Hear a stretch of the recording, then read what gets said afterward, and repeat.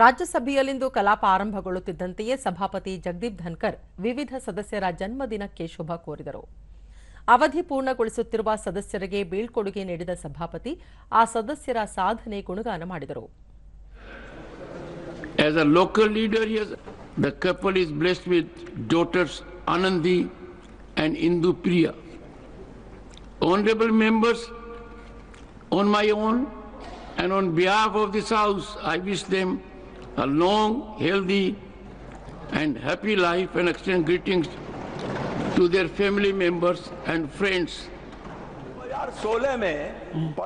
ನಂತರ ಸಭಾಪತಿಯ ಅನುಮತಿ ಮೇರೆಗೆ ಪ್ರಸ್ತಾಪಿಸಲಾಗುವ ವಿಷಯದ ಅವಧಿ ಆರಂಭಗೊಳ್ಳುತ್ತಿದ್ದಂತೆಯೇ ಬಿಜೆಪಿ ಸದಸ್ಯ ಡಾ ಲಕ್ಷ್ಮೀಕಾಂತ್ ಬಾಜಪೇಯಿ ಪಶ್ಚಿಮ ಬಂಗಾಳದಲ್ಲಿ ನೇಮಕಾತಿ ಅಕ್ರಮ ಕುರಿತು ಪ್ರಸ್ತಾಪಿಸಿದರು.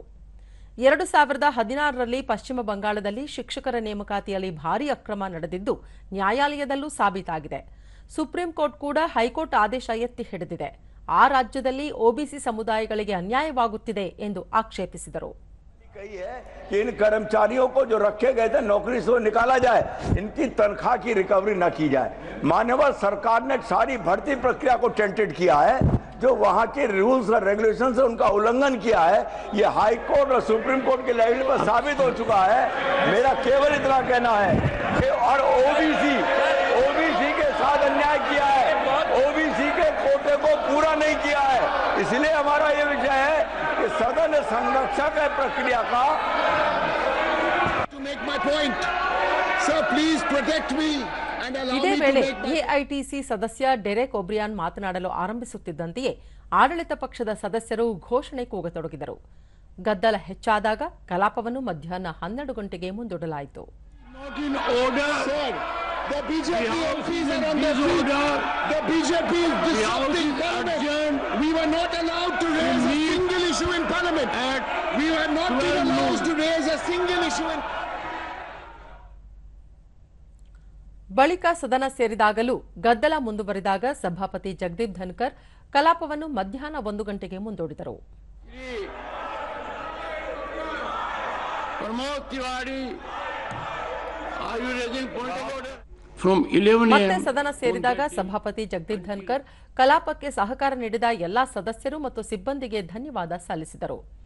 ರಾಜ್ಯಸಭೆಯ ಪ್ರಸಕ್ತ 267ನೇ ಅಧಿವೇಶನದಲ್ಲಿ ಒಟ್ಟು 159 ಗಂಟೆಗಳ ಕಾಲ ಕಲಾಪ ನಡೆದಿದ್ದು ಶೇಕಡಾ 119ರಷ್ಟು ಫಲಪ್ರದವಾಗಿದೆ. 49 ಖಾಸಗಿ ಮಸೂದೆಗಳು ಮಂಡನೆಯಾಗಿದ್ದು ಸಂಸದರ ಸಕ್ರಿಯ ಭಾಗಿದಾರಿಕೆಗೆ ಸಾಕ್ಷಿಯಾಗಿದೆ. ರಾಷ್ಟ್ರಪತಿ ಭಾಷಣದ ಮೇಲಿನ ವಂದನಾರ್ಪಣೆ, 2025-26ರ ಸಾಲಿನ ಬಜೆಟ್ ಹಾಗೂ ವಕ್ಫ್ ವಿಧೇಯಕ ಸೇರಿದಂತೆ ವಿವಿಧ ವಿಷಯಗಳ ಮೇಲೆ ರಚನಾತ್ಮಕ ಮತ್ತು ಗಂಭೀರ ಚರ್ಚೆಯಾಗಿದೆ ಎಂದರು. ವಕ್ಫ್ ಮಸೂದೆ ಚರ್ಚೆ ವೇಳೆ ಬೆಳಗ್ಗೆ 11 ಗಂಟೆಯಿಂದ ಮರುದಿನ ಮುಂಜಾನೆ 4 ಗಂಟೆ 2 ನಿಮಿಷದವರೆಗೆ ಸತತವಾಗಿ ಕಲಾಪ ನಡೆದಿದ್ದು ದೇಶದ ಸಂಸದೀಯ ಇತಿಹಾಸದಲ್ಲಿ ಅತಿ ದೀರ್ಘಾವಧಿಯ ದಾಖಲೆಯಾಗಿದೆ. ಇದು ಸದನದ ಮೇಲಿನ ಜನರ ವಿಶ್ವಾಸ ವೃದ್ಧಿಸಿದ್ದು ನಾಗರಿಕರಿಗೆ ಅತ್ಯುತ್ತಮ ಸಂದೇಶವಾಗಿದೆ. ಇದು ಭಾರತೀಯ ಸಂಸದೀಯ ಹಾದಿಯಲ್ಲಿ ಸ್ಮರಣೀಯ ಅಧಿವೇಶನವಾಗಿದೆ ಎಂದು ಹೇಳಿದರು. ನಂತರ ಸಭಾಪತಿ ಕಲಾಪವನ್ನು ಅನಿರ್ದಿಷ್ಟ ಅವಧಿಗೆ ಮುಂದೂಡಿದರು. has always been a great asset to me. I extend gratitude also to the vice chairpersons, House and opposition leaders, the Minister of Parliamentary Affairs, party leaders, and all the honorable members for their invaluable assistance and cooperation in conducting these proceedings. The House stands adjourned sine die.